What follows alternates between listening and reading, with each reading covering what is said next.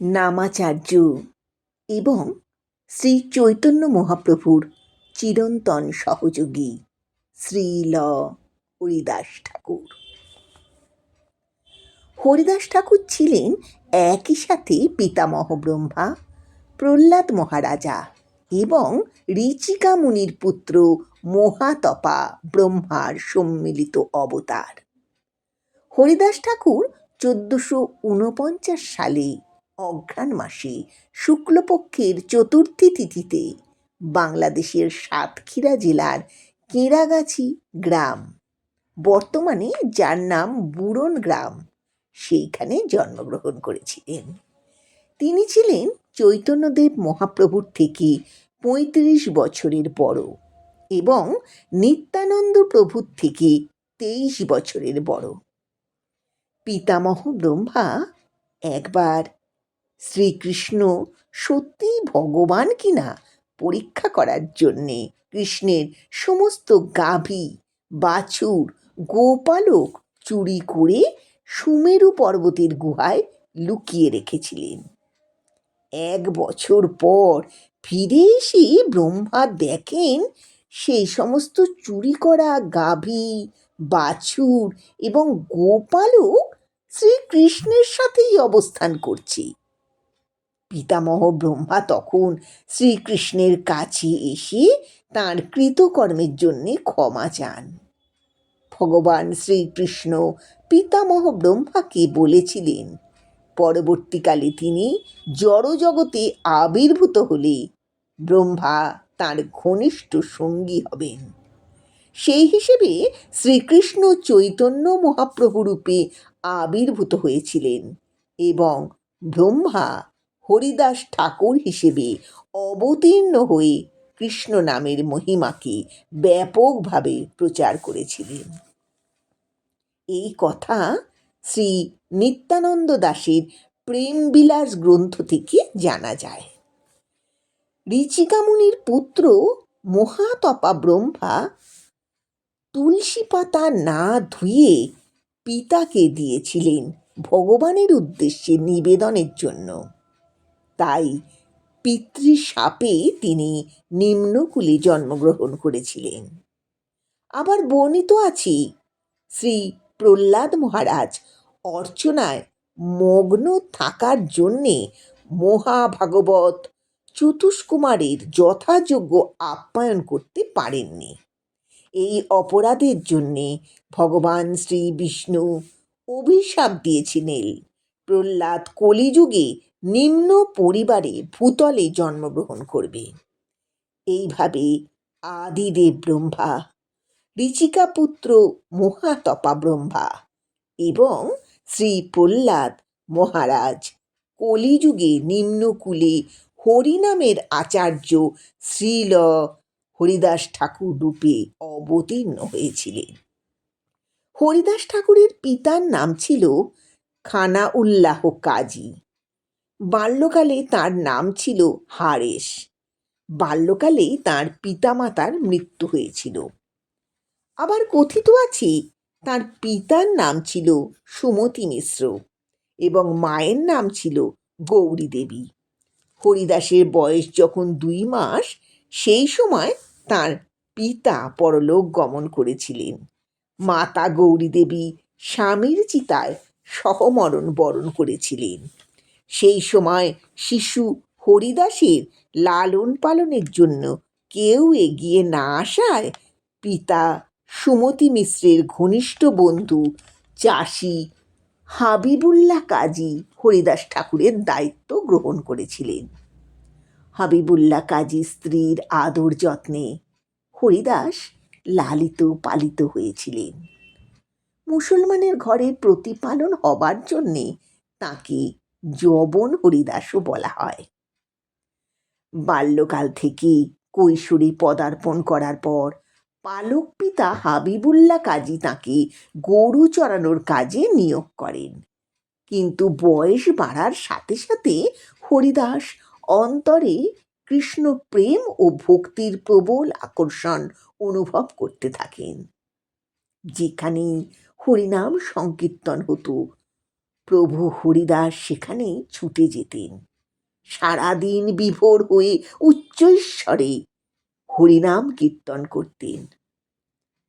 সেখানে মুসলমানরা হরিদাসের নামে কাজীর কাছে নালিশ করেছিল। কাজীর হুকুমে জল্লাদ হরিদাস ঠাকুরকে পায়ে দড়ি বেঁধে টানতে টানতে 22টি বাজারে বেত্রাঘাত করেছিল। তাতেও হরিদাসের হরিনাম জপ বন্ধ হয়নি। হরিদাস ঠাকুর বিচারক কাজীকে বলেছিলেন, আপনি আমার দেহ 1000 টুকরো করে দিতে পারেন, আমার জীবন নিয়ে নিতে পারেন, কিন্তু আমার জিহ্বা হরে কৃষ্ণ জপ করা ত্যাগ করবে না। হরিনামের প্রতি একনিষ্ঠ অবিচল ভক্তি দেখে প্রত্যেকেই বিস্মিত ও স্তম্ভিত হয়ে গিয়েছিল। জল্লাদ এই দেখে খুবই অনুতপ্ত হয়েছিল। তারা বিচারক কাজীকে না জানিয়েই মৃতপ্রায় ঠাকুর হরিদাসের দেহ গঙ্গার জলে ভাসিয়ে দিয়েছিল। গঙ্গার জলে ভাসতে ভাসতে হরিদাস ঠাকুর শান্তিপুর ঘাটে এসে উপস্থিত হয়েছিলেন। আবার অন্য একটি মতে বিচারক কাজী সাহেব তার অন্যায় বিচারের জন্যে অনুতাপ প্রকাশ করে ঠাকুর হরিদাসকে অন্যত্র চলে যাওয়ার জন্যে অনুরোধ করেন। সেই জন্য এক নির্জন নিশীথে নিজের গ্রাম ছেড়ে ঠাকুর হরিদাস সেই সময় প্রভাবশালী রাজা রামচন্দ্র খাঁর অধীনে এক জঙ্গলে আশ্রয় নিয়েছিলেন। সেই জঙ্গলাকীর্ণ স্থানটি আজকের বেনাপোল নামাচার্য শ্রী শ্রী ব্রহ্ম হরিদাস ঠাকুরের পাটবাড়ি আশ্রম। এখানেই তিনি জপ সাধনে নিমগ্ন হয়েছিলেন। শুরু হয়েছিল তাঁর প্রতিদিন 3 লক্ষ বার হরিনাম জপ ও তুলসী সেবা। কাতারে কাতারে ভক্তরা ছুটে এসেছিল পর্ণকুটিরে সুধাময় কণ্ঠে তাঁর মধুর হরিনাম কীর্তন শুনতে। পর্ণকুটির হল প্রেম কানন, জঙ্গলাকীর্ণ আশ্রম পরিণত হল মহাতীর্থস্থানে। অত্যাচারী রাজা রামচন্দ্র খাঁ ঠাকুর হরিদাসের গুণগান সহ্য করতে না পেরে তাকে জ্যান্ত পুড়িয়ে মারার চেষ্টা করেছিলেন, কিন্তু বিফল হয়েছিলেন। হরিদাস ঠাকুর তরুণ অবস্থায় একবার মায়াদেবীর অবতারে মোহিত হয়েছিলেন, কিন্তু ভগবান শ্রীকৃষ্ণের প্রতি তাঁর অসীম ভক্তির কারণে তিনি পরীক্ষায় উত্তীর্ণ হয়েছিলেন। এরপর রামচন্দ্র খাঁ হীরা নামে এক বাইজিকে ঠাকুরের কাছে পাঠিয়েছিলেন। হরিদাস ঠাকুরের সাধন, ভজন, যশ, খ্যাতি, ধর্ম নাশ করার জন্যে ঠাকুর হরিদাস হীরাবাইয়ের সঙ্গে মিলিত হওয়ার প্রতিশ্রুতি দিয়ে তাকে অপেক্ষা করতে বলার ছলে হরিনাম শ্রবণ করান। তাতে হীরাবাইয়ের চিত্ত নির্মল হয়ে যায়। তিনি ঠাকুরের পদতলে আত্মসমর্পণ করেছিলেন।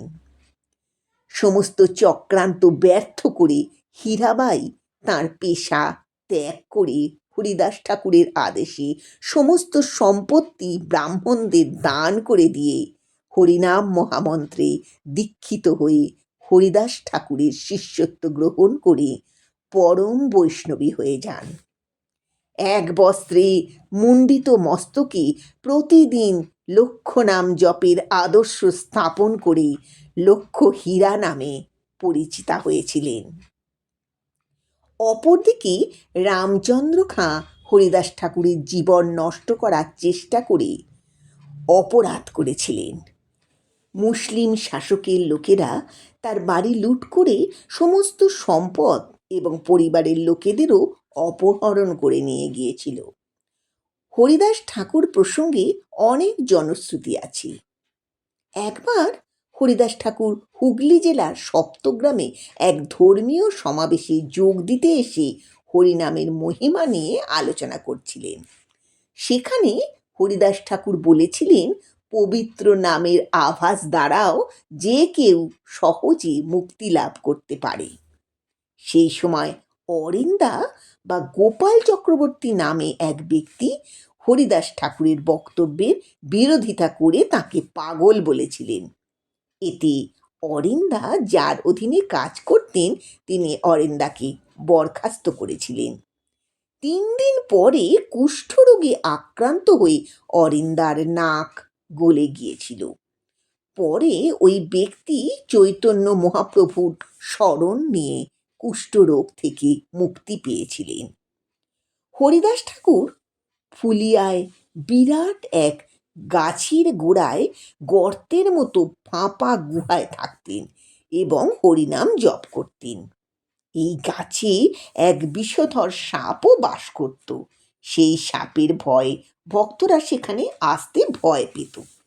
ভক্তরা একদিন হরিদাস ঠাকুরকে সাপের কথা বলেছিল।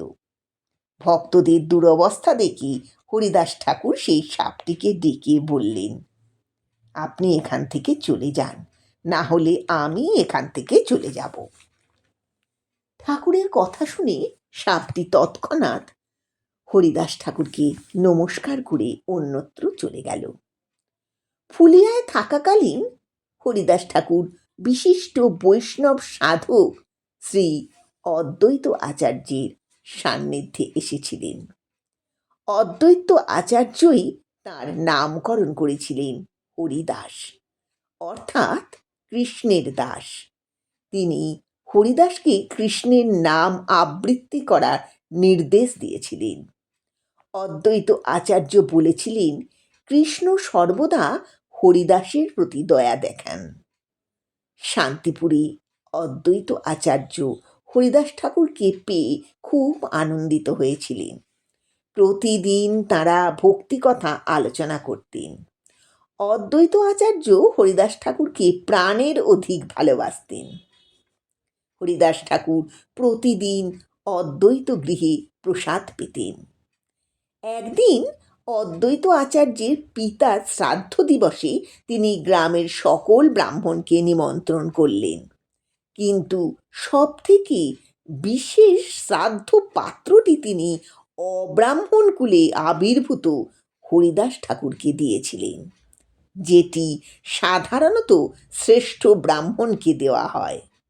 হরিদাস ঠাকুর তা দৈন্যবশত গ্রহণ করতে চাইলেন না। সভার ব্রাহ্মণগণও এর বিরোধিতা করেছিলেন। অদ্বৈত আচার্য তখন বলেছিলেন, এই নৈবেদ্যটি হল বিশ্বজগতের শ্রেষ্ঠ জিনিস। তুমি এটি গ্রহণ করলে আমার পূর্বপুরুষেরা মুক্তি পাবে। অদ্বৈত আচার্য নিমন্ত্রিত ব্রাহ্মণদের জন্যে জ্বালানি কাঠ এনেছিলেন। তিনি বলেছিলেন, কোনো যোগ্য ব্রাহ্মণ থাকলে এই কাঠে ব্রহ্ম তেজ দ্বারা আগুন জ্বালিয়ে দেখাক। সকল ব্রাহ্মণই তাদের পৈতে ধরে নানা রকম মন্ত্র পড়েছিল, কিন্তু কেউই আগুন জ্বালাতে পারেনি। অদ্বৈত আচার্যের অনুরোধে হরিদাস ঠাকুর হরে কৃষ্ণ মহামন্ত্র কীর্তন করতেই আগুন জ্বলে উঠেছিল। হরিদাস ঠাকুরের মহিমা চারদিকে ছড়িয়ে পড়েছিল। চৈতন্য মহাপ্রভুর নির্দেশে শ্রী নিত্যানন্দ মহাপ্রভু এবং হরিদাস ঠাকুর নবদ্বীপের প্রতিটি বাড়িতে গিয়েছিলেন এবং তাদের ভগবান শ্রীকৃষ্ণের পবিত্র নাম জপ করতে অনুরোধ করেছিলেন। তাদের অনুরোধে নবদ্বীপের ত্রাস 2 ভাই পাপী মাতাল জগাই ও মাধাইয়ের সমস্ত পাপ মহাপ্রভু গ্রহণ করেছিলেন। তারা চৈতন্য মহাপ্রভুর পরম ভক্ত হয়ে উঠেছিলেন। মহাপ্রভু একবার হরিদাস ঠাকুরকে জিজ্ঞাসা করেছিলেন, যারা জপ করে না বা ঈশ্বরের রূপকে বিশ্বাস করে না, তারা কিভাবে মুক্তি পাবে? হরিদাস ঠাকুর বলেছিলেন, একবার একজন মুসলমান জঙ্গলের মধ্যে দিয়ে যাবার সময় মল ত্যাগের তাগিদ অনুভব করেছিলেন। সেই সময় এক শক্তিশালী শুয়োর তাকে আক্রমণ করার জন্যে ছুটে এসেছিল। ভয় পেয়ে ওই মুসলমান লোকটির মুখ দিয়ে শুয়োরের প্রতি হারাম শব্দটি বেরিয়ে এলো। হারাম শব্দটি জঘন্য অশুদ্ধ শব্দ হলেও ভগবান শ্রীকৃষ্ণের অবতার শ্রী রামচন্দ্র ভাবলেন লোকটি তাঁকে ডাকছেন। ভগবান শ্রীরামচন্দ্র সেই স্থানে এসেছিলেন এবং লোকটিকে বিপদ থেকে রক্ষা করেছিলেন। পবিত্র নাম এতই শক্তিশালী যে যদি কোনো ব্যক্তি পবিত্র নামের মহিমা না জানে এবং তবুও শ্রদ্ধার সাথে বা শ্রদ্ধা না করেও জপ করে, সে অবশ্যই পবিত্র নাম জপের ফল লাভ করবে। হরিদাস ঠাকুর সব সময় উচ্চস্বরে কৃষ্ণ নাম জপ করতে বলতেন, কারণ তাতে জপ করার ফলে নিজের মুক্তির সাথে সাথে অন্য সব পশু পক্ষী যারা এই জপ শ্রবণ করবে তারাও মুক্তি লাভ করবে। হরিদাস ঠাকুর বলতেন, কখনো নিজের সুনাম কামনা করবেন না, নিজের মহিমা শুনতে চেষ্টা করবেন না, সকল বৈষ্ণবকে যথাযথ সম্মান করবেন। হরিদাস ঠাকুর মনে করতেন তিনি মুসলমান, তার জগন্নাথ দেবের মন্দিরে প্রবেশের অধিকার নেই, তাই সমুদ্রের তীরে নিজের আশ্রমে সর্বদা হরিনাম জপ করতেন। দিনে ৩ লক্ষ বার হরিনাম জপ করার আগে কোনো খাবার স্পর্শ করতেন না। শ্রী চৈতন্য মহাপ্রভু প্রতিদিন জগন্নাথ দর্শনের পরে হরিদাস ঠাকুরের কাছে এসে দর্শন দিয়ে যেতেন। প্রতিদিন তাঁর সেবক গোবিন্দর হাত দিয়ে হরিদাস ঠাকুরের জন্যে মহাপ্রসাদ পাঠাতেন। একদিন গোবিন্দ মহাপ্রসাদ আনার পর হরিদাস ঠাকুর বললেন, আমার ৩ লক্ষ পবিত্র নাম জপ শেষ হয়নি, কিভাবে আমি আহার গ্রহণ করব? আবার আপনি মহাপ্রসাদ এনেছেন, তাকেই বা অবহেলা করব কেমন করে? এই বলে মহাপ্রসাদকে প্রণাম করে একটা টুকরো মুখে দিলেন। গোবিন্দ এসে মহাপ্রভুকে জানালেন হরিদাস ঠাকুর শুয়ে শুয়ে ক্ষীণ স্বরে হরিনাম জপ করছেন, তার শরীর সুস্থ নয়। শ্রী চৈতন্য মহাপ্রভু দ্রুত হরিদাস ঠাকুরকে দেখতে এলেন। হরিদাস ঠাকুর বললেন, আমি দৈহিক দিক থেকে অসুস্থ নই, কিন্তু আমি অন্তরে খুবই কষ্ট অনুভব করছি, কেননা আমার দৈনিক লক্ষ্য যে ৩ লক্ষ বার হরিনাম জপ, তা আমি পূরণ করতে পারছি না। মহাপ্রভু তখন হরিদাস ঠাকুরকে বলেছিলেন, তুমি একজন পরম ভাগবত ভক্ত, তুমি নাম সাধনায় সিদ্ধি লাভ করেছ, তুমি হরিভজনের দৃষ্টান্ত স্বরূপ, হরিনামের মহিমা তুমি জগতে প্রচার করেছ। হরিনাম জপ করতে পারছো না বলে তোমার দুঃখ করার কিচ্ছু নেই। হরিদাস ঠাকুর তখন বলেছিলেন, আমি আপনার অযোগ্যতম শিষ্য, আমার অন্তরে এক বাসনা আছে, আপনি যদি দয়া করে তা পূরণ করেন তবে বলতে পারি। মহাপ্রভু বললেন, তুমি বলো, আমি অবশ্যই তোমার মনোবাঞ্ছা পূর্ণ করব। হরিদাস ঠাকুর তখন কাঁদতে কাঁদতে ক্ষীণ স্বরে বললেন, আমি আপনার কমল চরণ পদযুগল বক্ষে জড়িয়ে ধরে আপনার মুখ দর্শন করতে করতে, মুখে আপনার নাম করতে করতে প্রাণ ত্যাগ করতে চাই, কারণ আমি জানতে পেরেছি আপনি শীঘ্রই লীলা সংবরণ করবেন, আপনার সঙ্গে বিচ্ছেদ আমার পক্ষে অসহ্য হবে। আমাকে এই বর দিন যেন আপনার অন্তর্ধ্যান আমাকে দর্শন করতে না হয়। সর্বজ্ঞ মহাপ্রভু পরদিন তাঁর ঘনিষ্ঠ ভক্তদের নিয়ে হরিদাসের কুটিরে এসে সংকীর্তন শুরু করলেন। হরিদাস ঠাকুর ধ্যানমগ্ন চিত্তে মহাপ্রভুর চরণ দুটি বুকে আঁকড়ে ধরে মহাপ্রভুর দিকে তাকিয়ে শ্রীকৃষ্ণ নাম উচ্চারণ করতে করতে শেষ নিঃশ্বাস ত্যাগ করলেন। মহাপ্রভু ও তাঁর শিষ্যরা হরিদাস ঠাকুরের দেহ সমুদ্রে নিয়ে গিয়ে স্নান করালেন। তারপর কিছু ক্রিয়াকলাপের পরে সমুদ্র তীরে একটা গর্ত রচনা করে হরিদাস ঠাকুরের দেহ সেই গর্তে স্থাপন করলেন। দেহটিকে নতুন বস্ত্র পরিয়ে, চন্দন মাখিয়ে, ফুল ও জগন্নাথ মন্দিরের কিছু পবিত্র সূত্র ও মহাপ্রসাদ অর্পণ করলেন। মহাপ্রভু নিজ হাতে দেহের ওপর বালি দিলেন। অন্যান্য ভক্তরাও তাতে বালি দিলেন। সকলে মিলে হরে কৃষ্ণ মহামন্ত্র কীর্তন করলেন। এইভাবে হরিদাস ঠাকুরের সমাধি সম্পন্ন হল। বর্তমানে স্থানটি পুরীর স্বর্গদ্বারের নিকটে হরিদাস সমাধি নামে বিখ্যাত। সেখানে হরিদাস সমাধি মন্দির নির্মিত হয়েছে। এই সমাধি মন্দিরে অখণ্ড হরিনাম সংকীর্তন হয়। হরে কৃষ্ণ কৃষ্ণ কৃষ্ণ হরে হরে, হরে রাম রাম রাম হরে হরে।